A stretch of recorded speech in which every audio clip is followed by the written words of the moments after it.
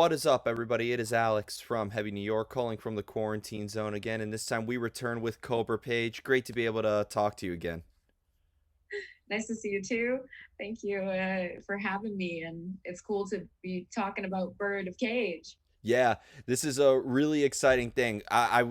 Before when we spoke at the Sebastian Bach tour, we were talking everything Cobra and the Lotus, but now Bird and Cage, this whole video game. First off, how did this sort of like come to be? Because it almost seems like that this is like a one of a kind sort of like compilation to have you and Danny Warsnop and Bumblefoot and so many other musicians involved. How did this sort of come to be? Yeah, it's all Arnold. I think him and also Ben, um, they just started to reach out to the people that they wanted the voices for the characters in their game, and I'm just totally blown away by this new concept of gaming and music paired together the way that they've made it. It's unbelievable to me. I feel like I've watched like a dream being realized and actualized, and they just always reached for the bar, and they got what they asked for often. I mean, because the project's so interesting. Yeah. So I feel super honored that they picked me. I mean, it's crazy to be picked as a character in this way. Now describe. You're playing as the character that we know as Gita, if I pronounce that right. Gita.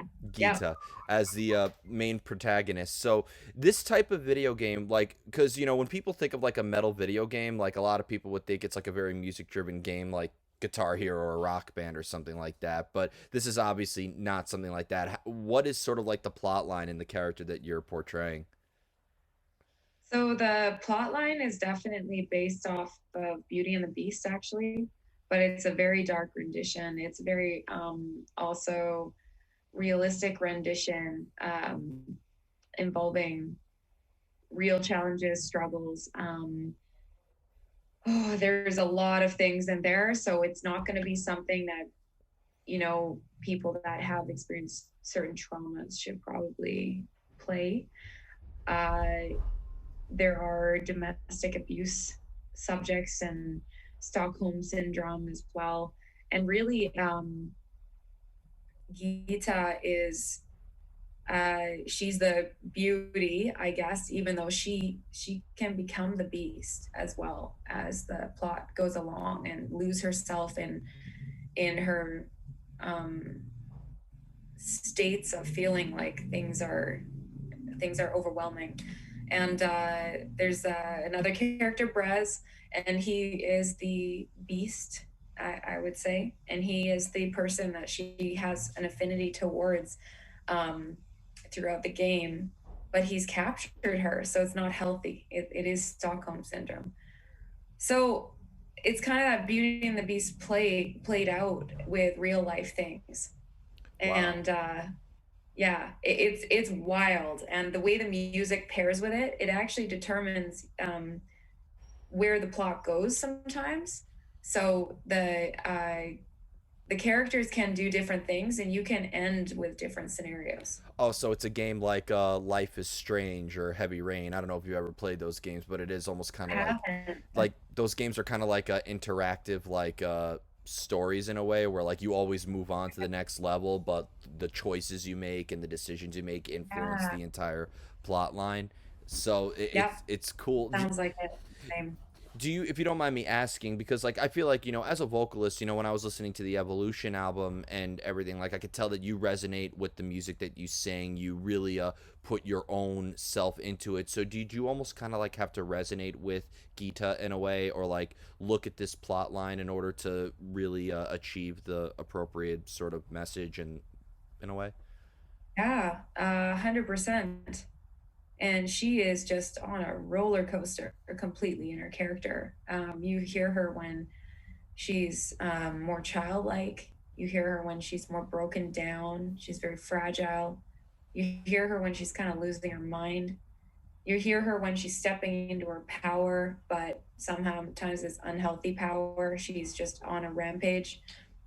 So it's just this wild evolution of the character, and I had to really feel into what she was feeling to get character portrayal across. So yeah, it was really like internalized while we were recording these things. It was like, whoa, you know, sometimes really heavy. I had to put myself in the right mind space to get the right voicing, and I have to like kind of like move like how I'm feeling.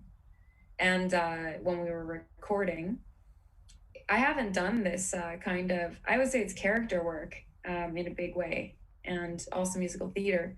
I've done musical theater, but I've never done character work like this. And it was just really, it was hard because it was the first time I did it, but I really enjoyed it. Yeah. And yeah, I also got to use my voice with different tonalities that I didn't really experiment with before. So there's also this imperfection to the voice throughout to give it a more realistic feeling. So there's there's breaks, there's little off tune notes, there's stuff like that, so that you feel like she's just really living through something. Yeah. Well, do you like, and did you almost feel that, like, was there any similarity into voice acting as it is when you are like tracking vocals in a way? Because obviously with vocals, your music is very, very melodic and a lot of range, but you do a great job at conveying emotion in the music. And I feel like with acting, it's very, very direct. It's a little less open to interpretation. So I'd imagine there is sort of like maybe a Yeah. similar energy that you have to channel into this, maybe a little bit more focused, is my guess. Yeah, absolutely. It was just more extreme. I would say it was a whole other level that I hadn't done before, you know? But yes, definitely, because I'm trying to color the song with my voice to portray the message with the vibe and energy that I'm trying to give. So yeah, that was carried over in the same way, but just on steroids. Yeah. Were you ever a gamer, or are you into video games, or was this just like something that you Oh kind of man, like fell into in a way, like, or you know the one thing I got crazy about, and because I wasn't really a gamer and I didn't really grow up actually even having Super Nintendo or anything like that. I'd have to like play Mario Kart at my friend's place, you know, and we loved Mario. That was great. I had a black and white Game Boy, so that's kind of the extent of it while I was growing up. As soon as Halo came out with Xbox, I went crazy over that, and I like played through every level like 5 times, and played Halo 2, and then I just something changed after that. It wasn't how I spent my time, but I what? can appreciate gaming Well, for it was sure it and was appreciate Halo a good 3. game.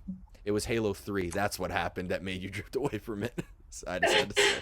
I wouldn't even know what it was like. I couldn't tell you what Halo 3 was about. But Yeah. I got crazy about Halo when it first came out. I was like obsessed. I was in high school at the time, and me and my brother and my sister, we all kind of went nuts over it. And I can still hear like the voice of the gamer when you're playing like Slayer and stuff, you know, and it's like Slayer. I can still hear that stuff in my head. Yeah, I was in elementary school when Halo was like really big, and my mom was very overprotective. So if it had an M rating, I couldn't access it. But she was like, "No, Yeah. no, Okay. here's this Mario game." But like I've always said that video games have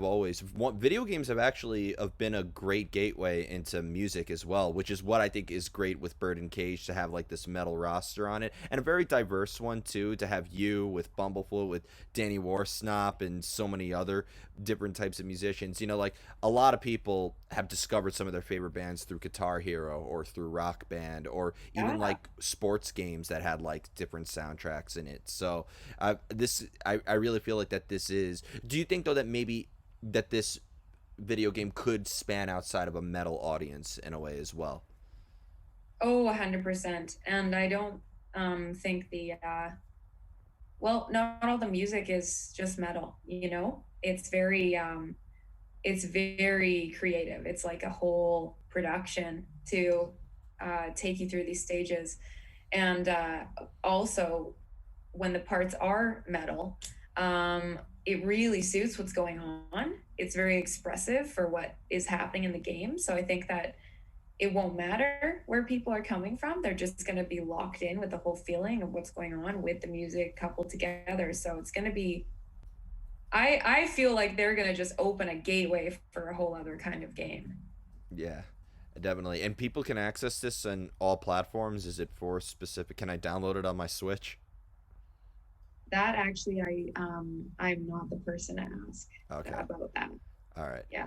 But in terms of like for you, we talked about it briefly, but have you learned maybe anything working with Bird and Cage? Have you like maybe came up with new ideas on what you would incorporate with future material in Cobra and the Lotus? Or did you maybe learn new singing techniques or vocal techniques or even lyrical ideas? Definitely. I mean, anytime you also experience someone else's writing, you see a new way a melody and rhythm and everything can be put together. I always joke around with my husband because we will like take some pieces of music sometimes and we'll say like, what would you do over that? And then it's like, what would you do over that? Our stuff is completely different. What comes out of our heads with our habits, the way we've written, the way we express. So it expanded me further to work with them, and I did a lot of different stuff, a lot of different melodies and just ways of writing things.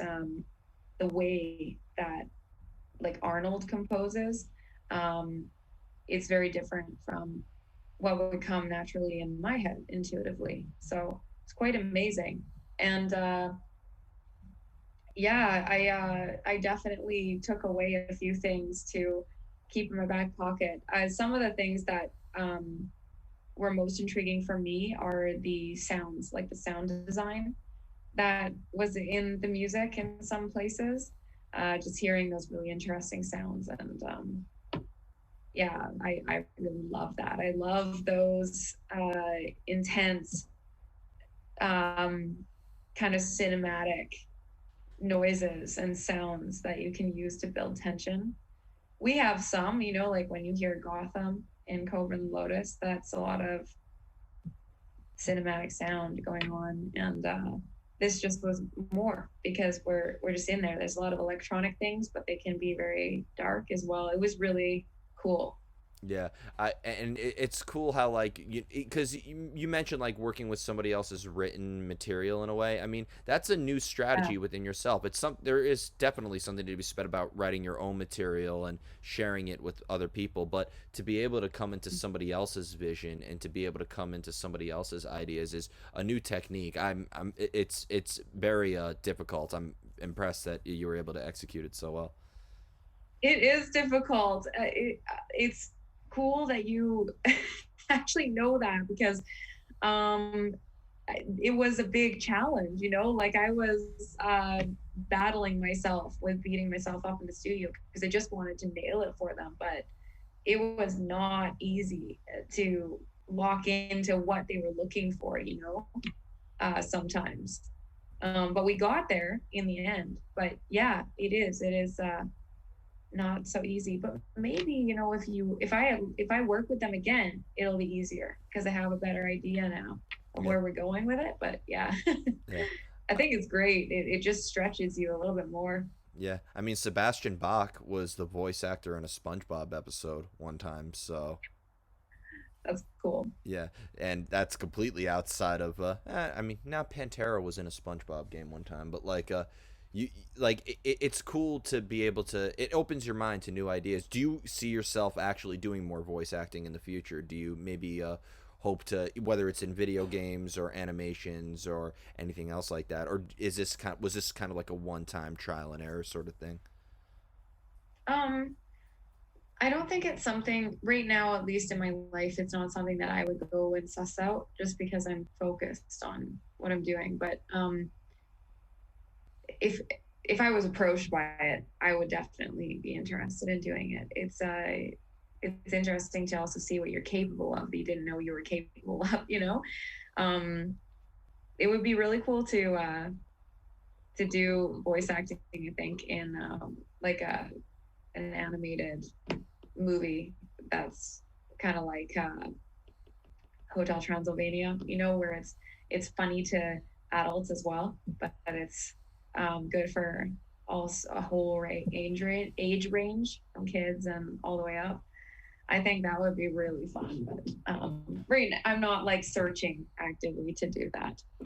You never know. I mean, this You pandemic never time, know. this is the ultimate time for self discovery and people like Yeah. figuring out new things. So it's cool you're doing this. And I think maybe one advantage that maybe you had is that you've played with like a lot of different artists as well. Like aside from Cobra and the Lotus, I know you performed with Camelot. You've played with We Are Fury and a lot of other artists. So maybe you kind of have like the advantage in a way. I've always said that just a solo artist in themselves is sometimes the biggest disadvantage because you need to be able to Mhm. escape yourself sometimes in order to further explore artistic endeavors.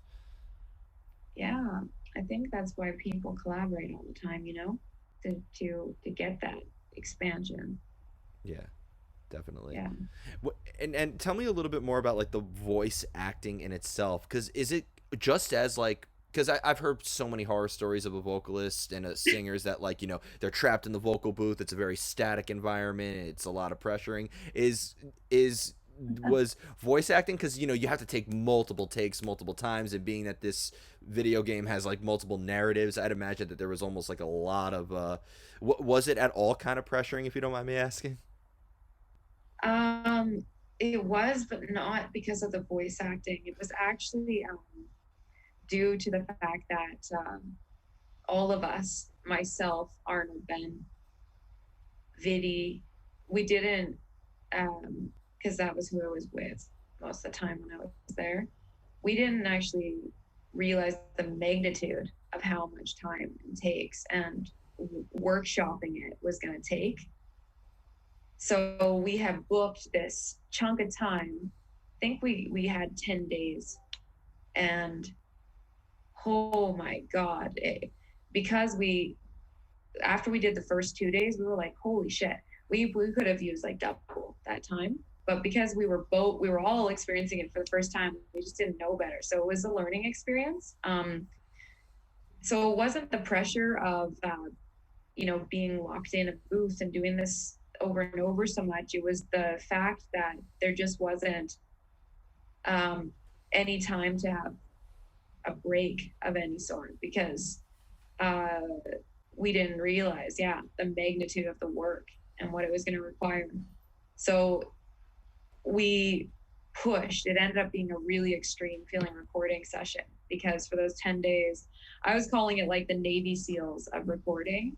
I have not pushed like that to get such an intense chunk of stuff done and right in that amount of time. And we were fried. Like by day 8, we felt like we had no brains. All of us were just so mush. It was hard to remember the words. It was hard to remember what was going on. It was hard to find the energy because we were just recording so many hours every day, all day long, and then probably not sleeping enough. And so it was like a learning lesson for what we needed to do next time. And I haven't asked Vidi how his recording experience was because he lives there. Um, they could book more time, but because I was coming in and coming out, it wasn't the same deal. It was like, okay, well, shit, we're not gonna like bring me back in because it's expensive. But so we got to do what we can with these 10 days. But it was really intense. I could imagine. It sounds very intense too. And like and because like you have this intense emotion that you're channeling into it. I mean, there has to be sort of like an inspiration, like on a technical level, do you prepare for this the same way you would prepare? Because I'd imagine that like before you're doing a performance with Cobra and the Lotus, there's vocal exercises you have to have or vocal rests. Like, was there like a preparation that kind of went into this to prepare for it, or being that it was in a way just talking that you didn't need to think about that too much? Other than I had gone through the script and just broken down where I thought things were gonna be in what voice, what character, what feeling. No, there was no preparation. I went right off that tour in 2019 with my band, and I did like an immersive event with Tony Robbins for 3 days because I just needed like a tune up for my spirit. And then I went straight to Finland and went on Tommy's tour with Raskastiola. And then I left a week into that to go to Israel. So I had been singing like less than 3 weeks before that. And I was very exhausted. That's something I wish that, you know, wasn't the way it had gone out with the schedule. But I really, really wanted the opportunity to just work on something so cool and different. But I was very tired after that tour. And so coming into it, it was just, I didn't have like the energy I have now, you know, and the vitality I have now. But yeah, I don't think I could have prepared for what was actually going to unfold there. Now I can a little bit better. I think I do some things differently now that we've all gone through the process together. Like I would have meetings ahead of time and find out what they saw, because what happened is we didn't take that time to meet. So when I got in there, a lot of my ideas, like of what I was trying to imagine, was how the character was going to be. It actually wasn't what they were thinking in their head. Wow. And that's what it was, the workshopping that actually was the time sucker in the process of it. So live and learn. I mean, I learned a lot and they learned a lot. Like if they ever do anything again, they will know a lot of things as well to do more efficiently. And if I ever have an opportunity to do something like that, I will know a lot of ways to do things more efficiently. Awesome. So before Yeah. and do you think that maybe the final question I want to ask you is, because you had such an impressive roster, I don't know if this even came across the mind, and I know everybody's super busy, but maybe a compilation album of like you and all of the artists who were featured on this game, that would be a really good idea. I love compilation albums. I still jam Roadrunner United 15 years later. So That's like, awesome. yeah. So Yeah, you know, it's a good idea. I know right now, like I've talked to Rudy from An In Temptation a little bit, and he actually made me a beautiful demo, and I haven't worked on it yet. But a compilation between all of us would be just wild. I'm not sure if anyone's thinking about that right now, but what I do know is that Arnold and Ben wanted to take this on the road. oh, And I don't think that that's been put to rest. I think that just COVID kind of put that, you know, to rest, but they wouldn't have had time to organize it anyways. They've just been over their head in getting this game done and produced, and it's just been a massive project. So I like to hope that that's still percolating up there in their thoughts of this, because it can be done as a live show.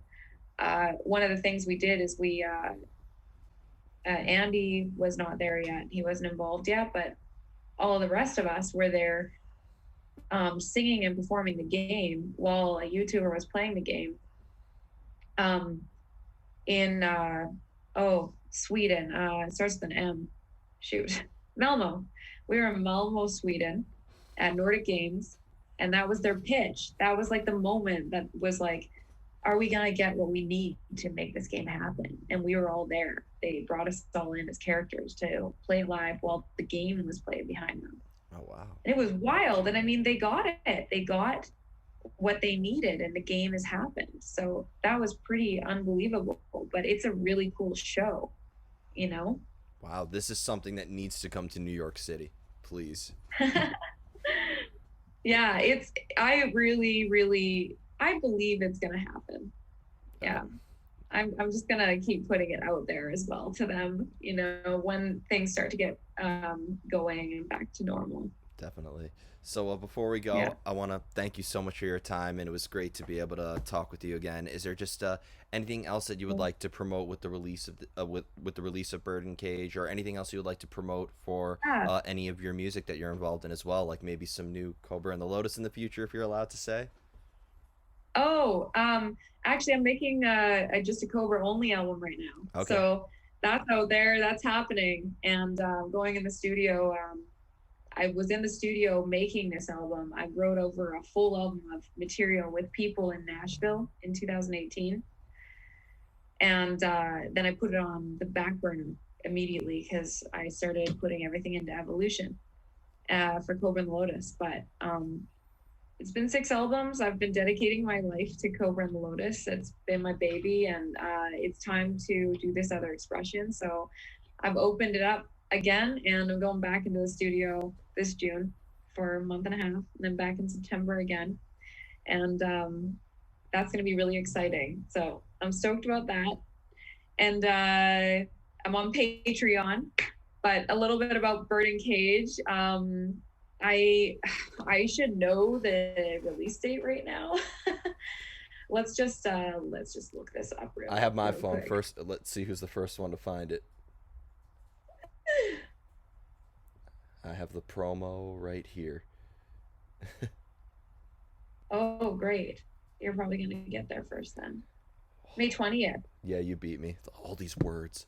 Oh my God, I can't believe I got there. So May 20th, it's being released, I guess. And so wishlist it on Steam. I think that's the main platform that they're promoting to people to wishlist so that it's coming into your box in your present life when it does come out. And you can see some little clips on Capricia Productions Instagram, and they're releasing like these little clips of the game and what it looks like and sounds like, as well as on Steam. You can see a little bit more about it, and it's just really excited. I think everyone should just go check it out, see what they think about it, and if it speaks to them, like definitely wishlist it so that you know it's there when it comes out, and you can just jump into the experience with us. Awesome. Well, thank you so much, everybody. We are here with Kobra Paige. Be sure to check out Bird and Cage May 20th. This is Alex from Heavy, New York, and we will see you next time.